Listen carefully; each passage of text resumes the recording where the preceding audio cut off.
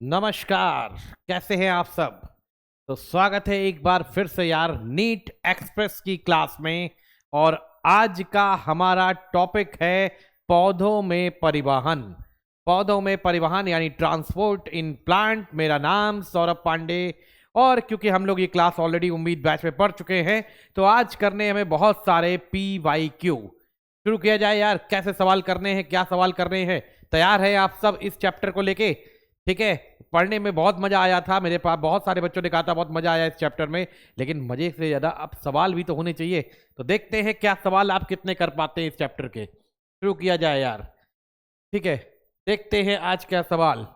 पहला सवाल है फ्लोएम में शर्करा की गति कौन सी होती है? फ्लोएम में शर्करा की गति कौन सी होती है? तो बताओ जरा कौन सी होती है। कौन सी है? बहुदिशीय, ऊर्ध्वगामी, अधोगामी या द्विदिशागामी? ये सवाल शायद क्लास में भी हमने कराया है। तो इसका सवाल का जवाब आपको पता होगा, नीट 2019 में आया था। क्या जवाब है? द्विदिशागामी। ठीक है। आप कहते हैं जब पौधे जो होते हैं इनमें क्या होता है?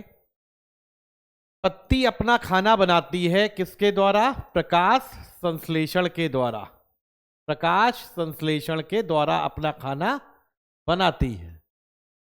ठीक है। और खाना बनाने के बाद में वो खाना कहाँ जाता है? जड़ों में, क्योंकि जड़ों को खाने की जरूरत है। ठीक है। हमने बताया था आपको दो जगह, सिंक और सोर्स। ठीक है, स्रोत और जहां पे खत्म होता है। अब यहां पे खाना स्टोर हो गया, एकत्रित हो गया। खाना क्या हुआ? एकत्रित हो गया। ठीक है। अब इसके बाद में जब हम कह रहे हैं जड़ों के बाद जब पत्ती गिर गई, जब पत्तियां गिर गईं,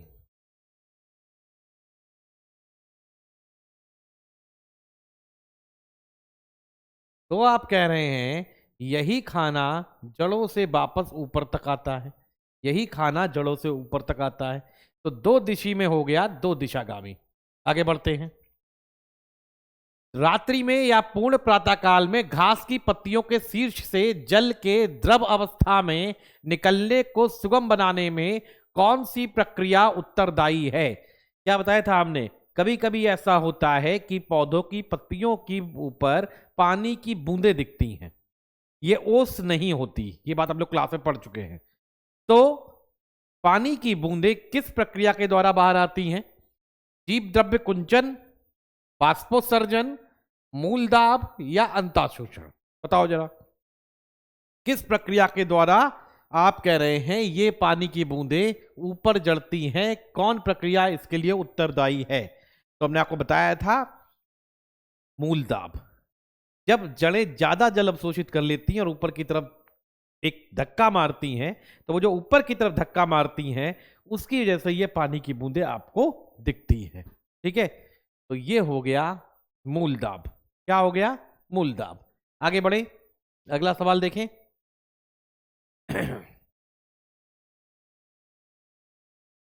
अत्यधिक शुष्क मौसम में घास की पत्तियां अंदर की ओर मुड़ आती हैं। ठीक है। निम्नलिखित में से इसके सबसे उपयुक्त कारण का चयन कीजिए। अच्छा, जब आप कह रहे हैं घास यानी मोनोकॉट, एक बीज पत्री, एक बीज पत्री में जब कभी गर्मी होगी तो उसकी पत्तियां अंदर की ओर मुड़ जाएंगी। क्या बताया था हमने? एपिडर्मिस में एक विशेष प्रकार की कोशिकाएं होती है, कुछ याद आ रहा है? ठीक है। कौन सी? वही कारण है रंध्रों का बंद होना। अब रंध्रों का बंद तो हर जगह होगा, ठीक है, तो वो कारण तो नहीं हो सकता। ठीक है। वाहिकाएं में टाइलोसिस, टाइलोसिस क्या बताया था हमने, याद है कुछ? टाइलोसिस हमने बताया था कि जो जाइलम होता है, जाइलम में छोटे छोटे जाइलम वाहिकाओं में छेद होते हैं। तो पेरेनकाइमा जो होती है वो गुब्बारे नुमा संरचना बना लेती है। ये गुब्बारे नुमा संरचना कहलाती है। ये गुब्बारे नुमा संरचना कहलाती है।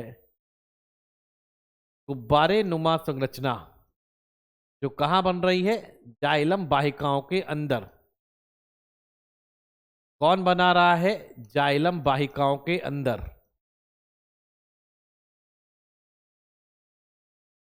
कौन बना रहा है? ये कौन बना रहा है? पैरेनकाइमा। पैरेनकाइमा बना रहा है, मृदुतक कोशिकाएं। इनको कहते हैं टाइलोसिस। क्या कहते हैं? टाइलोसिस। ठीक है, तो टाइलोसिस भी नहीं हो सकता है। ठीक है, टाइलोसिस भी नहीं हो सकता है।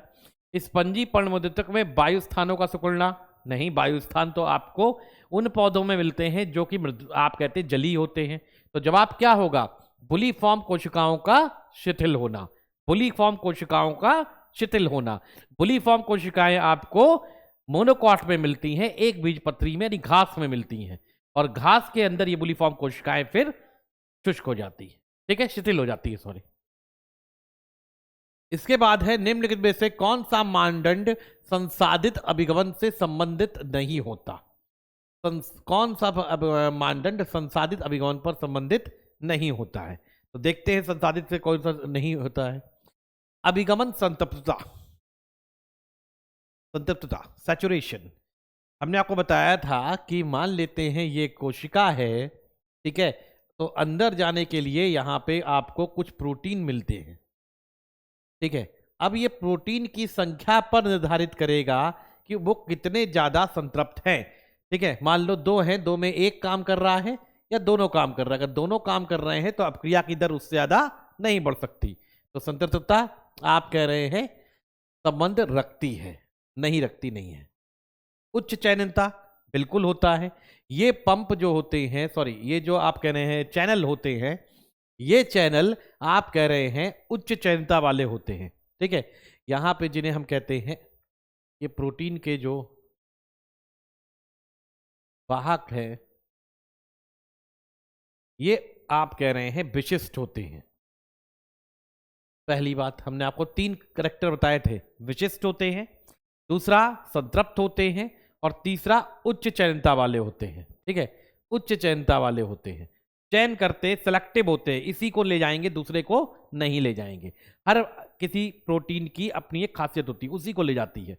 तो ये भी नहीं हो सकता है और ये भी नहीं हो सकता है। तो जवाब क्या होगा? ऊर्ध्व अभिगमन।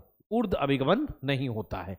कम से ज्यादा की तरफ नहीं जाता है, ये ज्यादा से कम की तरफ जाता है। ठीक है, आगे। जब पौधे की गर्डलिंग करते हैं तो क्या होता है? अगर हम किसी पौधे की गर्डलिंग करें, मान लो ये एक हमारा पौधा है, अब इसमें से अगर हम कह रहे हैं कि हम इतना पोर्शन यानी फ्लोएम का पोर्शन बाहर निकाल लें, तो क्या होगा? अगर हम फ्लोएम का पोर्शन बाहर निकाल लेंगे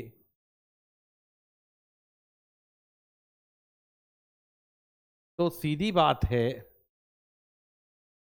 खाना जो भी ऊपर से आ रहा है वो नीचे तक नहीं जा पाएगा। यानी कुछ देर में हमें जड़ों में क्या दिखेगा?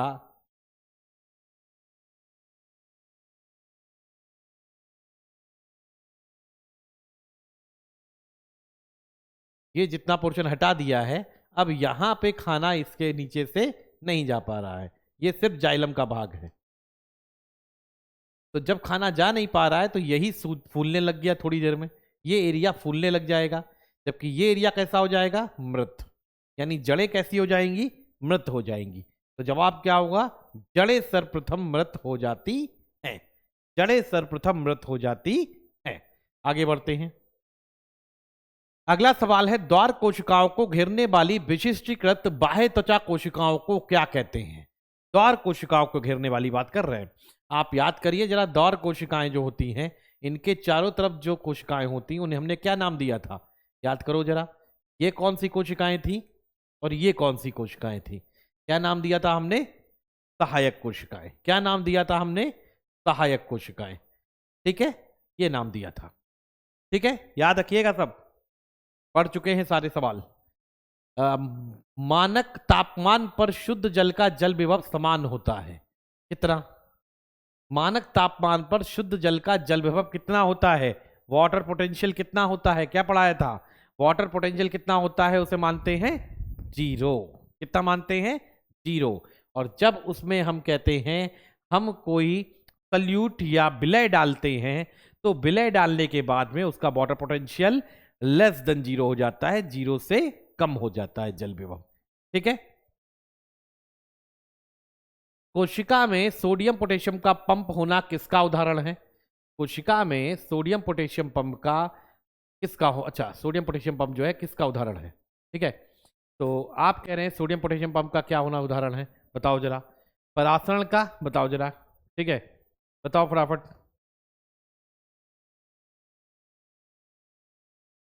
बताओ बताओ बताओ। सोडियम पोटेशियम पंप, परासरण, विसरण, सक्रिय परिवहन, निष्क्रिय परिवहन। ठीक है, बताओ जरा किसका है सोडियम पोटेशियम पंप? कौन बताएगा? सोडियम पोटेशियम पंप बताओ जरा फटाफट, किसका उदाहरण है? देखते हैं कौन बताएगा। सोडियम पोटेशियम पंप थोड़ा सा अलग है, ठीक है। कहाँ पढ़ा था आपने, याद करिएगा, हमने ये सवाल आपको पढ़ाया हुआ है दो जगह, कुछ याद आ रहा है? कहाँ कहाँ पे पढ़ाया है हमने ये? एक तो हमने पढ़ाया है कोशिका में। कहाँ पे? कोशिका में। कोशिका में जहाँ पे हमने आपको पढ़ाया था कोशिका कला के बारे में, वहां पे आपको बताया था निष्क्रिय परिवहन, सक्रिय परिवहन, दो नाम बताए थे, और तीसरा बल्क भी बताया था। और ऐसे ही फिर कोशिका के बाद हमने आपको पौधों में परिवहन में भी ये टॉपिक पढ़ाया है। कुछ याद करिए, कुछ याद आ रहा है? देखिए, परासरण का क्या उदाहरण हो सकता है? परासरण में क्या जाता है? सिर्फ जल जाता है। परासरण में क्या जाता है? सिर्फ जल।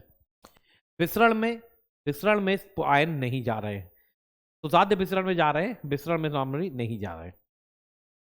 सक्रिय परिवहन और निष्क्रिय परिवहन, सोडियम पोटेशियम पंप, कुछ याद आ करिएगा, सक्रिय परिवहन या निष्क्रिय परिवहन, कुछ भी याद आए?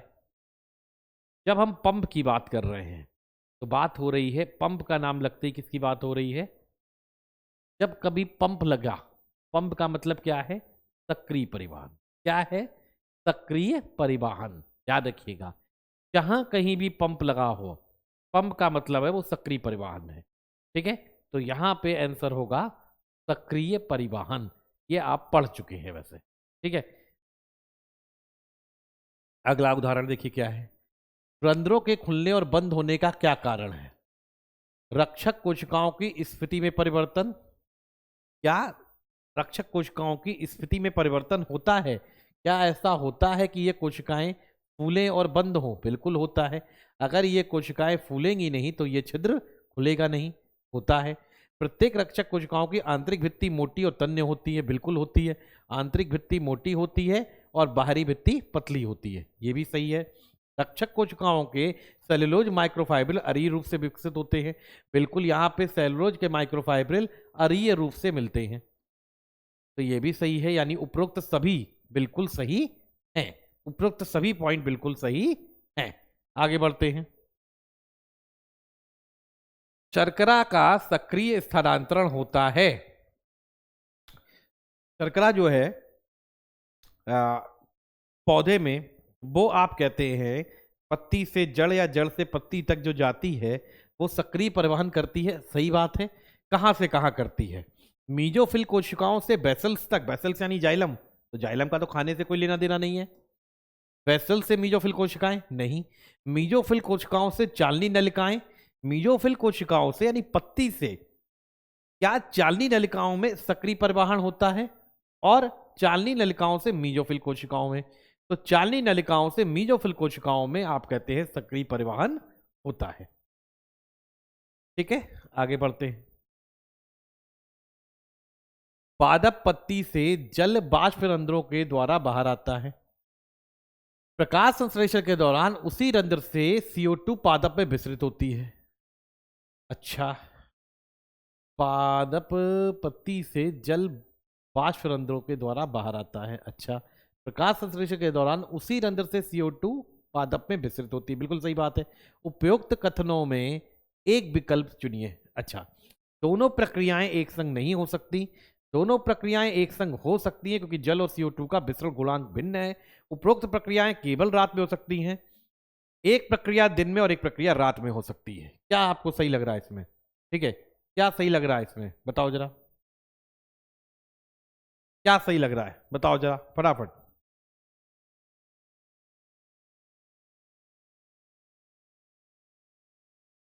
क्या सही लग रहा है?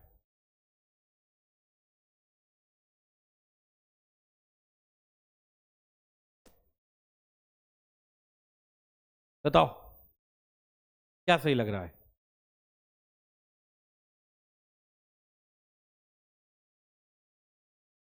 भाई एक बात सोच के देखना, एक बात सोच के देखना।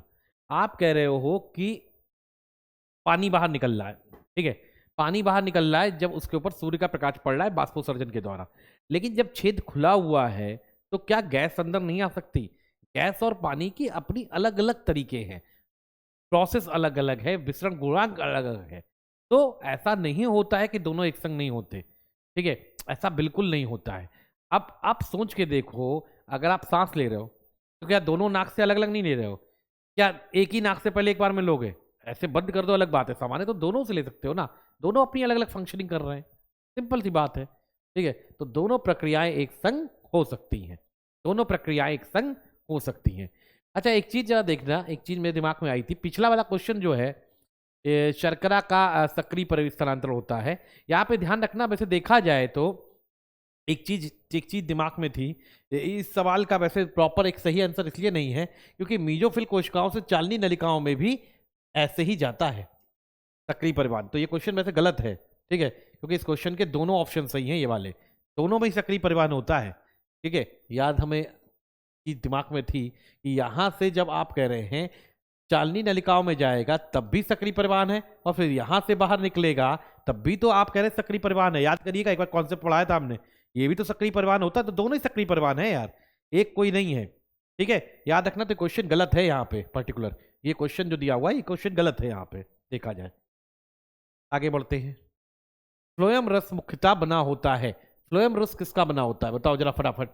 फ्लोएम के अंदर किसका रस बना होता है? क्या जल और सुक्रोज का बना है, जल और खनिज का बना है, ओलिगोसेक्राइड हार्मोन का बना है? उन लोगों में से कोई नहीं भाई।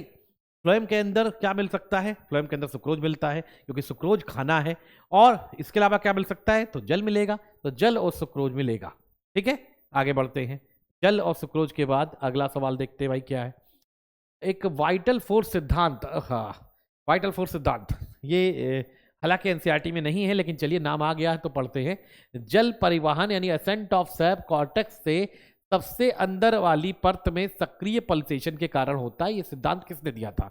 एक वैज्ञानिक थे, उन्होंने ये कहा था कि भाई एसेंट ऑफ सैप यानी पानी का जड़ों से ऊपर चढ़ना जो होता है, तब तक ये नहीं पता था कि जाइलम करता है। डिक्सन और जॉली ने बाद में अपना सिद्धांत दिया, इन्होंने पहले दिया, और जिन्होंने दिया था वो एक भारतीय थे, ठीक है। तो अगर हम नाम पढ़ें तो आपको समझ में आ जाएगा कि भारतीय इनमें से कौन है। वो चाहे स्ट्रासबर्गर, डिक्सन, सैक्स, इनमें से कोई भी हो, वो एक नाम है जेसी बोस साहब, ठीक है। तो ये जवाब तो जेसी बोस साहब है, ये पहले ही कर दे। इन्होंने क्या कहा था, कॉर्टेक्स की कोशिकाएं जो होती हैं वो बिल्कुल हृदय की तरह, जैसे हमारा हृदय गति करता है वैसे ही कॉन्ट्रैक्ट एक्सपेंड होते हैं, मतलब संकुचित हुए फैल गए, संकुचित हुए फैल गए। तो इन्होंने कहा कॉर्टेक्स की कोशिकाएं ऐसा करती हैं जिसकी वजह से पानी ऊपर चढ़ता है। एक्चुअली क्या हुआ था, जेसी बोस ने जिस पौधे पे अपना ये एक्सपेरिमेंट किया था उस पौधे में ये बिल्कुल होता है कि कॉर्टेक्स की कोशिकाएं संकुचित होती हैं फैल जाती हैं, संकुचित होती हैं फैल जाती हैं। उनकी किस्मत थी कि उस पौधे में मिल गया, लेकिन बाकी किसी भी पौधे में ऐसा नहीं होता। तो ये जो उन्होंने एक बात कही कि ऐसा होने के कारण पानी ऊपर चढ़ता है, ये उस पौधे की बात अलग है कि उस पौधे में कॉर्टेक्स की कोशिकाएं संकुचित होती है या टूट जाती हैं, जब और किसी पौधे में ऐसा होता नहीं तो जल ऊपर कैसे चढ़ जाएगा। तो ये बात फेल हो गई। लेकिन जेसी बोस साहब की किस्मत ऐसी थी कि वहां पे उन्होंने जिसके ऊपर प्रयोग किया उसी में मिला। लेकिन हमारे भारतीय वैज्ञानिक थे, तो है ना, तो भारतीय वैज्ञानिक की इज्जत तो करनी चाहिए, है ना, इन्होंने बहुत सारे काम किए हैं। आगे बढ़ते हैं।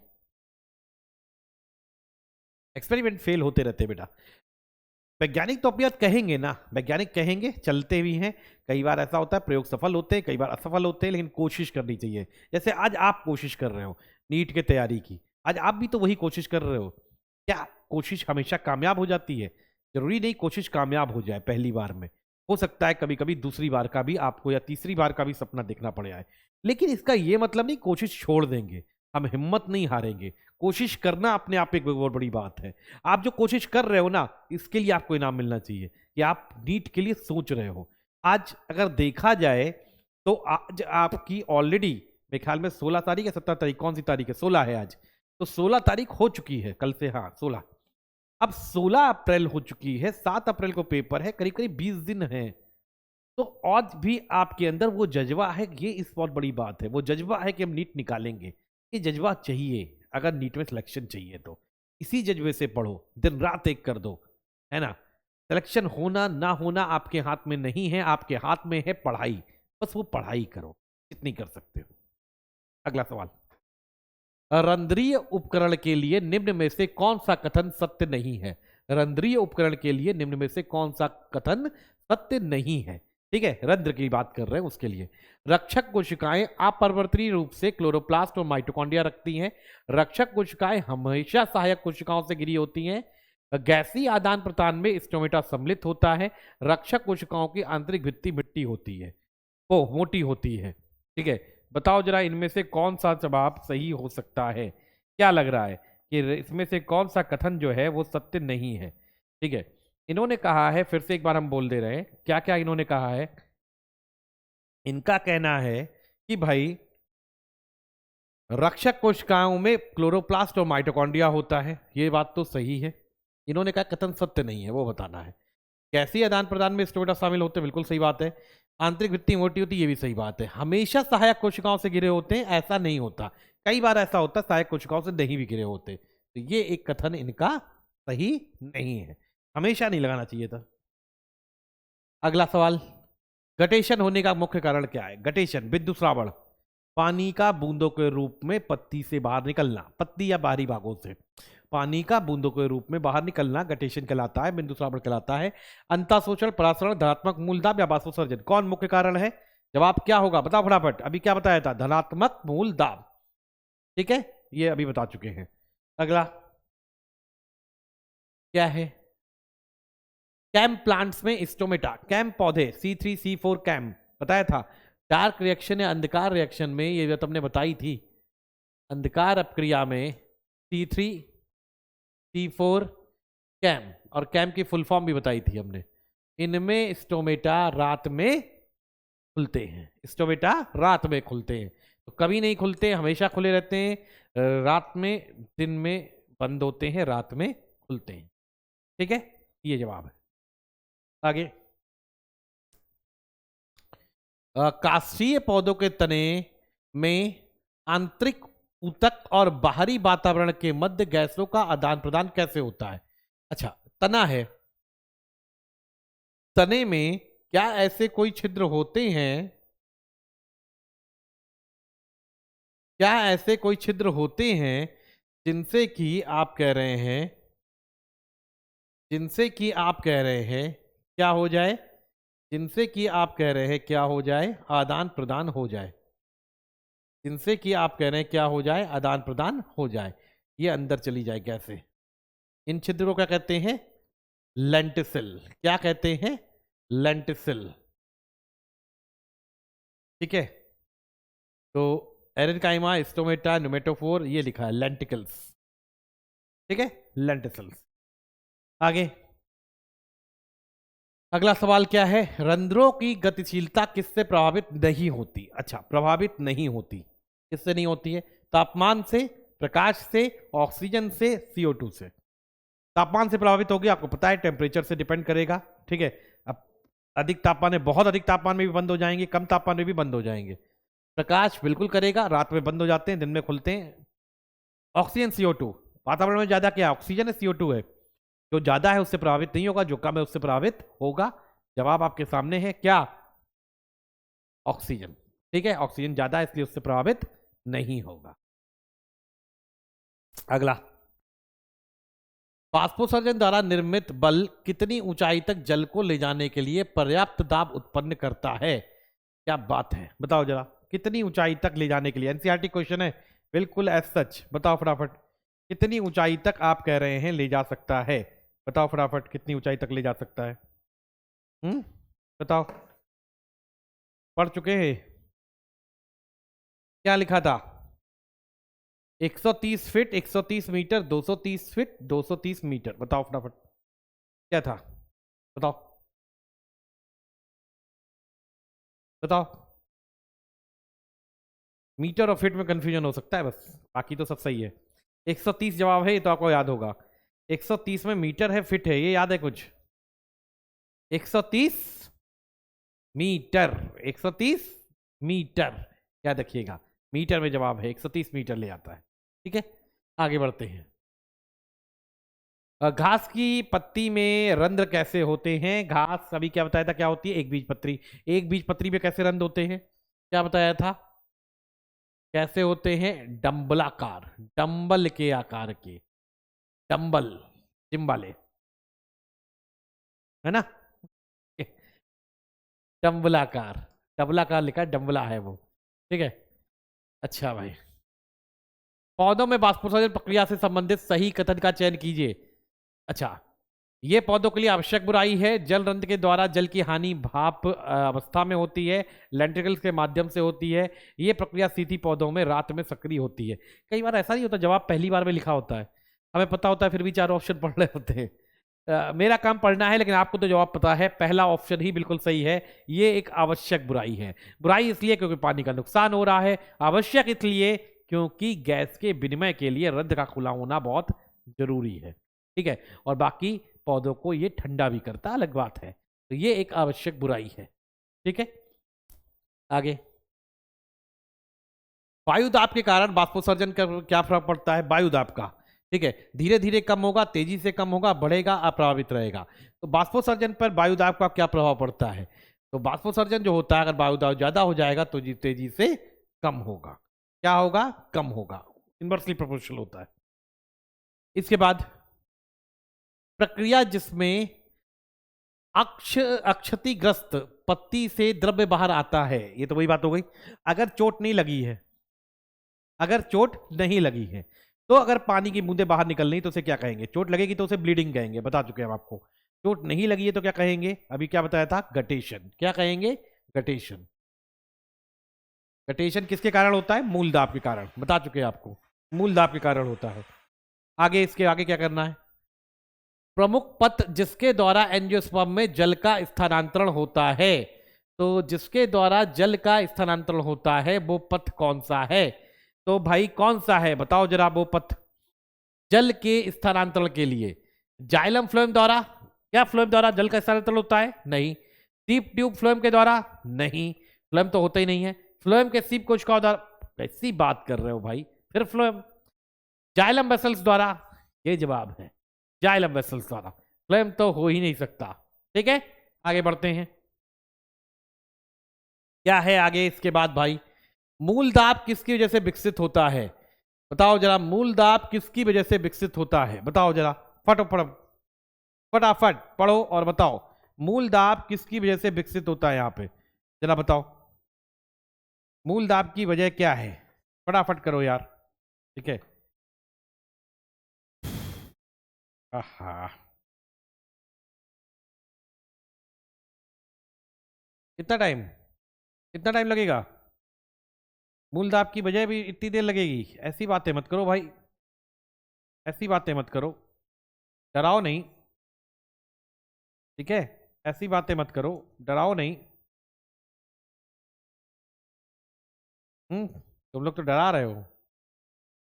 इतना टाइम, इतना टाइम?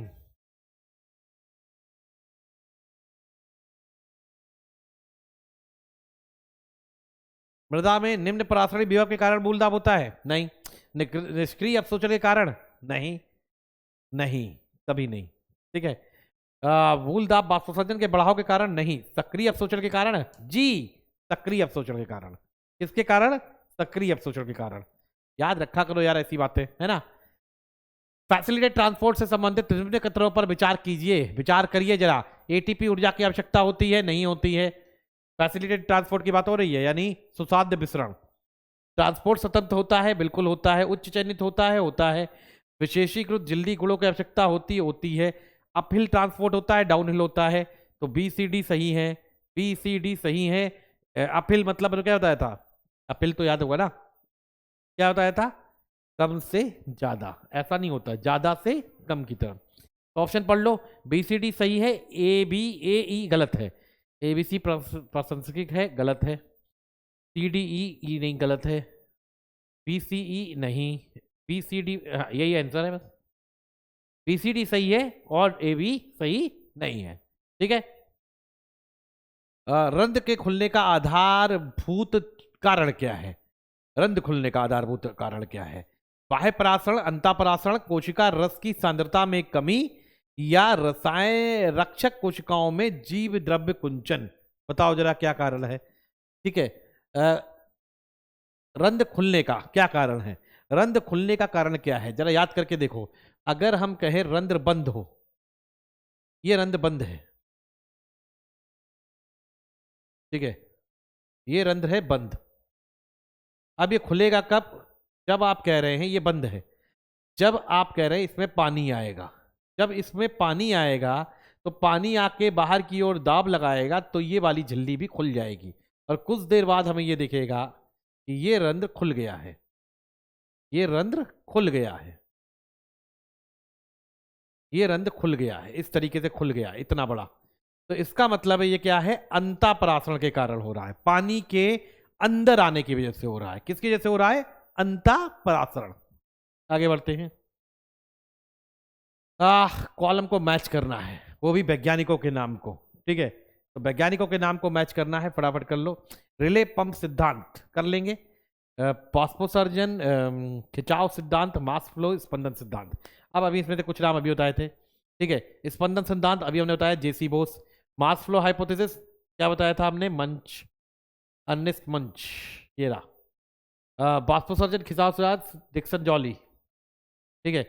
अब रिले पंप अगर आपको नहीं भी पता है तो इनको देख लो कहाँ कहाँ है। गॉडलेवस्की का है इसका, है ना? गॉडलेवस्की होगा। रिले पंप गॉडलेवस्की है, लगा दो पहले ही। ठीक है, अब देख लो आंसर। ए का आर, ए का आर, बी का एस, बी का एस, ये हो गया जवाब। ठीक है, रिले पंप सिद्धांत अब नहीं है कोर्स में, पहले था, तो इसलिए आप पहले 3 ऑप्शन भी लगा दोगे ना, बल्कि आप 2 ऑप्शन लगा लोगे तब भी आंसर मिल जाएगा आपको। ठीक है, आप मास फ्लो देखो, सी का टी। ठीक है, तो सी का टी 2-3 जगह अच्छा है। ठीक है, और बी का आप कह रहे हो वाष्पोत्सर्जन सिद्धांत एस, बी का एस फिर कहीं नहीं है, तो आप 2 भी आंसर लगाते ना तब भी आंसर मिल जाता, नहीं भी पता होता तो। गार्ड कोशिकाओं के खुलने या बंद होने की क्रिया की पुष्टि का स्पष्टीकरण सिद्धांत किस सिद्धांत सबसे स्पष्टीकरण किस सिद्धांत पर आधारित है? बताओ जरा, बताओ जरा इसका जवाब क्या होगा? ये तो बहुत आसान है, पढ़ाया हुआ है वैसे। ठीक है, किस पे आप कह रहे हैं सिद्धांत है? बताओ जरा। ठीक है, बताओ फटाफट। पोटेशियम के ऊपर है, ठीक है, पोटेशियम के ऊपर है या नहीं है? फटाफट बताओ। ठीक है, पोटेशियम के ऊपर है या नहीं है? फटाफट बताओ। गार्ड कोशिकाओं में पोटेशियम का प्रवेश, गार्ड कोशिकाओं में प्रकाश संश्लेषण, गार्ड कोशिकाओं में स्टार्च शर्करा का रूपांतरण, या वाष्पोत्सर्जन, क्या है? बताओ। हमने आपको क्या पढ़ाया था? बताया था हमने आपको क्या? वैसे तो पहली थ्योरी आई थी कि प्रकाश संश्लेषण के कारण होता है, लेकिन ये पहली थ्योरी थी। इसके बाद में जो थ्योरी आई थी उसमें था पोटेशियम मैलेट के कारण, बताई थी ये बात, पोटेशियम मैलेट के कारण। तो पोटेशियम जिम्मेदार होता है, आप कह रहे हैं, प्रवेश के लिए, पोटेशियम, ये बात की थ्योरी थी। ठीक है, तो इसको टिक लगाएंगे। निम्न में से वाष्पोत्सर्जन का उद्देश्य नहीं है। अच्छा, वाष्पोत्सर्जन का क्या उद्देश्य नहीं है? प्रकाश संश्लेषण के लिए जल की आपूर्ति करना, स्रोत से सिंक और शर्करा के स्थानांतरण में है, स्रोत से सिंक और शर्करा के स्थानांतरण में सहायता करना, और जल की हानि को रोकना। वाष्पोत्सर्जन का क्या लेना देना है? वाष्पोत्सर्जन का भोजन से कोई लेना देना ही नहीं है भाई। पानी का नुकसान हो रहा है, उससे भोजन का क्या लेना देना है? स्रोत से सिंक या सिंक से स्रोत, तो फ्लेम का काम है। ठीक है, पौधों की संरचना आकार को बनाए रखना, पत्तियों की सतह को ठंडा रखना, बाकी सब सही है, लेकिन खाने से कोई लेना देना इसका नहीं है, तो यही आंसर है। आगे बढ़ते हैं। जल का पथ भूमि से लेकर द्वितीयक जाइलम तक होता है। अच्छा, भूमि से द्वितीयक जाइलम तक कैसे जाता है? पढ़ते हैं। मृदा, ठीक है, मूल रोम की कोशिका भित्ति, अच्छा, cortex, endodermis, pericycle, protoxylem, metaxylem. पहले ही ऑप्शन बिल्कुल सही है, क्योंकि मेटाजाइलम से तो नहीं निकलेगा, कॉर्टेक्स से भी नहीं जाएगा, और पेरिसाइकिल से भी नहीं जाएगा। भाई मृदा में सबसे पहले कहाँ जाएगा? मृदा से सबसे पहले कहाँ जाएगा? एपिडर्मिस से क्या बाहर निकलती है? मान लो ये एपिडर्मिस थी तो हमने एक डायग्राम बनाया था, मूल रोम निकलते हैं। तो मूल रोम, फिर इसके बाद में एपिडर्मिस होते हुए कॉर्टेक्स, कॉर्टेक्स के बाद में एंडोडर्मिस, एंडोडर्मिस के बाद में पेरीसाइकिल, और पेरीसाइकिल के बीच बाद में जाइलम। ठीक है, तो पहला वाला इसका जवाब है, ये वाला। ठीक है, याद रखिएगा ये सब बातें यार, सब कुछ पढ़ा हुआ है, कोई ऐसी चीज नहीं है जो आपको ना पढ़ी हो। पौधों में जल के ऊपर के प्रवाह को क्या कहते हैं? जल अगर ऊपर की ओर चढ़ता है तो क्या कहते हैं? जड़ से ऊपर जाना, रसारोहण या एसेंट ऑफ सैप। तो चूषण नहीं है, स्थानांतरण नहीं है, क्या है? रसारोहण, एसेंट ऑफ सैप। ठीक है, आगे बढ़ते हैं। बाष्पोत्सर्जन और मूलदाब पादपों में जल को कैसे चढ़ाते हैं? इसे क्रमशः खींचकर और धक्का देकर, खींचकर और धक्का देकर। अच्छा, ऊपर की ओर धक्का देकर, बाष्पोत्सर्जन ऊपर की ओर धक्का देके नहीं, वो तो खींच के ही होता है। इसे क्रमशः धक्का देकर और खींचकर, बाष्पोत्सर्जन धक्का देकर नहीं, ऊपर की ओर खींचकर। मूल दाब खींच के नहीं आता, मूल दाब तो कैसे आता है? धक्का देके। ठीक है, धक्का देते ना ऊपर की ओर, पुश और वो पुल, याद है ना? खींचना और धक्का देना। तो ऑप्शन क्या सही होगा? ए। ऑप्शन कौन सा सही होगा? ए। पहला वाला नेगेटिव प्रेशर है, ऊपर की ओर खींच रहे हैं। दूसरा वाला पॉजिटिव प्रेशर है, ऊपर की ओर धक्का दिया जा रहा है। ठीक है, याद रखना। रक्षक कोशिकाएं किसमें सहायता करती हैं चराई से बचाने में, बिंदु श्रावण में, संक्रमणों के विरुद्ध में, आवासोत्सर्जन में? जवाब आपके सामने है, फास्फोत्सर्जन में। ठीक है, ये तो आप खुद ही लगा लेंगे, बहुत सोचे से नहीं है। वर्षा के मौसम में घरों के दरवाजे किस कारण गीले हो जाते हैं? ये तो याद है ना? घरों के लकड़ी के दरवाजे। अंताशोषण, अपशोषण, विसरण या अंतापरासरण क्या होता है? इम्बिबिशन। ठीक है, क्या बताया था कि पानी को वो अधिशोषित कर लेते हैं और फूल जाते हैं। कुछ दिनों में जब बारिश बंद हो जाती है, वापस धूप निकल आती है, तो क्या होता है? वो लकड़ी के जो दरवाजे या खिड़की होती हैं वो वापस फिट हो जाते हैं, क्योंकि पानी क्या होता है? उड़ जाता है वहां से। सिर्फ वर्षा में ऐसा होता है कि वो दरवाजे फिट नहीं हो पाते। ठीक है, वो दरवाजे फिट नहीं हो पाते हैं, अंताशोषण। ठीक है, आगे बढ़ते हैं। मृदा की धारण क्षमता किसके द्वारा बनी रहती है? अच्छा, ये एक सवाल थोड़ा अलग है, पुराने टाइम का है, अभी नहीं आता है। पानी जो होता है मृदा में जो रहता है और पौधे जो जल लेते हैं वो कौन सा होता है? एक्चुअली मिट्टी में भी अलग अलग होता है। मिट्टी में भी हो सकता है कि ऐसे कोई, जैसे ये मिट्टी के कण है, तो इसमें पानी कहाँ है? पानी यहाँ चारों तरफ तो नहीं है, ऐसा तो नहीं है। पानी अगर यहाँ होगा, यानी मिट्टी के कणों के बीच में, वही पौधे को मिलेगा। इधर उधर होगा तो नहीं मिलेगा। तो ये आप कहते हैं गुरुत्वीय जल है, ये नीचे की तरफ जाता है। हाइग्रोस्कोपिक ये रहा, इसके चारों ओर। केशिका जल ये रहा, ये केशिका जल जो है यही पौधे को मिलता है, जो पानी मिट्टी के कणों के बीच में होता है। तो हालांकि ये कॉन्सेप्ट अब है नहीं एनसीईआरटी में, तो आने के चांस कम है, लेकिन पता है, क्वेश्चन आगे आए तो देख लीजिए, पता होना चाहिए। जवाब बी था इसका। कोशिका में विलय मिलाने पर क्या बढ़ता है? विलय मिलाने पर क्या बढ़ता है, बताओ जरा। अगर हम विलय मिला दें, ठीक है, यानी सल्यूट मिला दें, तो क्या बढ़ेगा? TP, OP, DP, WP. डर का प्रेशर बढ़ेगा। डर का प्रेशर तब बढ़ता है जब पानी अंदर आता है। ठीक है, डिफ्यूजन प्रेशर भी किसके ऊपर डिपेंड होता है? विसरण दाब किसके ऊपर डिपेंड होता है? पानी के ऊपर, वो भी छोड़ दो। डब्ल्यूपी भी नहीं, क्या आंसर होगा? ओपी। ओपी हमेशा सीआरटी, क्या पढ़ा आपने? विलय के कणों के ऊपर निर्भर होता है। आगे बढ़ते हैं, तो आंसर बी है यार। देखो आज लगातार बी भी आ रही है ना? बी भी सही हो रही है लगातार। प्रारंभिक जीवद्रव्य कुंचन क्या है? प्रारंभिक जीवद्रव्य कुंचन क्या है? जीवद्रव्य कुंचन की अंतिम अवस्था, मध्य अवस्था, स्थापना के लिए शून्यकाल या प्रारंभिक अवस्था? बताओ जरा, प्रारंभिक जीवद्रव्य कुंचन क्या है? ठीक है, बताओ कौन सही है? बी भी सही है, क्या सही है? ठीक है, क्या सही है बताओ जरा, बताओ जरा फटाफट बताओ, क्या सही है? प्रारंभिक है। सबसे पहले क्या होता है? सबसे पहले क्या होता है? आप कहते हैं रिक्तिका। फिर क्या होता है? चारों तरफ से क्या होता है? थोड़ा सा कोशिका कला अंदर आने लग जाती है, ये तो प्रारंभिक अवस्था है। तो मध्य अवस्था हुई, पहले रिक्तिका से, फिर कोशिका से, और फिर पूरी कोशिका कला बीच में आ जाती है। याद है ना ये बात? 3 स्टेज पढ़ाई थी, मध्य अवस्था। ठीक है, 5B-NRT संबंध अनुसरित नहीं होता। सांद्र विलयन में, तनु विलयन में, अत्यधिक तनु विलयन में, उपरोक्त सभी में। तो अब आप बताओ, जब इसका जवाब क्या हो सकता है? ठीक है, CRT किसके ऊपर निर्भर नहीं होता है? तो अगर बात करें किसके ऊपर निर्भर नहीं होता है, क्या बताओगे आप? किसके ऊपर निर्भर नहीं होता है ये बताओ जरा, क्या लग रहा है आपको? CRT किसके ऊपर निर्भर नहीं हो रहा है? भाई हम कह रहे हैं ये चीज किस पे निर्भर थी, मैं क्या बताया था हमने? विलय के ऊपर। अब अगर सांद्र विलयन है तो ये नहीं हो सकता, तनु विलयन में भी नहीं हो सकता, अत्यधिक तनु विलयन है तो सिर्फ पानी पानी है। जब पानी है तो विलय कहां रह गए? आंसर क्या हुआ? सी। अगला, जीव विद्रव कुंचन के कारण पादप कोशिका कैसी हो जाती है? कैसी हो जाती है? जीव द्रव कुंचन से क्या होता है? जीव द्रव बाहर निकल जाता है। तो फट जाती है? नहीं, फटेगी तो जब पानी अंदर आएगा।